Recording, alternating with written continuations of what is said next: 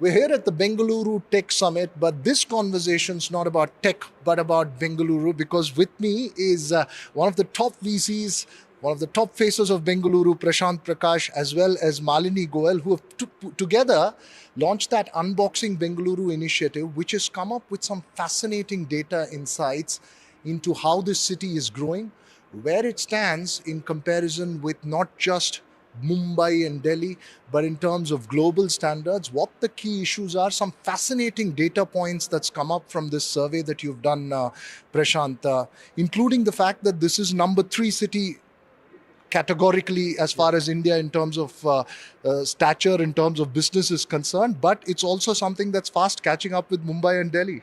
Yeah, so maybe just give a little bit of a background. Why do we need a report like this, right? So I think Unboxing Bengaluru in many aspects is trying to build frameworks that can be adopted by multiple cities, right?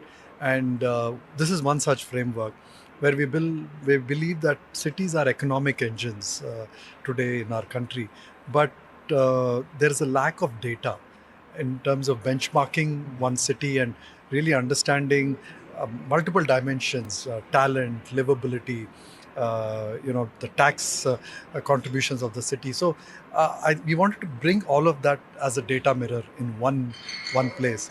And the byproduct of this is, I think, is a healthy co-opetition between the different cities. So today we have 10 meaningful cities, 15 meaningful cities.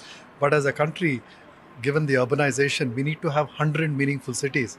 And if we look at these as just economic engines and don't look at the livability aspect and a more 360-degree aspect of these cities, we will have a dysfunctional urban environment in our country, right? Very important in terms of the data that you've come Correct. up. So, and this data is come from a new digital India.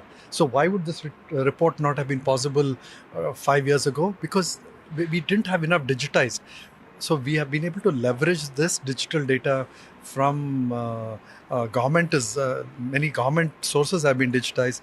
There's a startup ecosystem that has partnered with us and given us a lot of digital inputs, and of course satellite data and multiple other sources. So we've been just been able to triangulate and synthesize and do a lot of data engineering to present this report. Interesting that you say that. And what's the, one part of it is Bengaluru Rising, but I saw the data and the key highlights. There's also key areas that it's flagging off in terms of haphazard growth of the city, etc. What's the three key takeaways for the city as it moves to the future, as to establish itself as this truly strong global capital? Yeah. So one is the hard infrastructure, and second is the soft infrastructure. I think the hard infrastructure, everybody knows, that's one of the big banes of the city.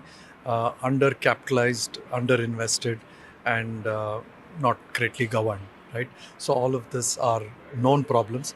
We are working very closely with the government. The government is open to hearing. I mean, that's one of the good things about the government here in Karnataka always, through various forums and the vision group they have been addressing some of these.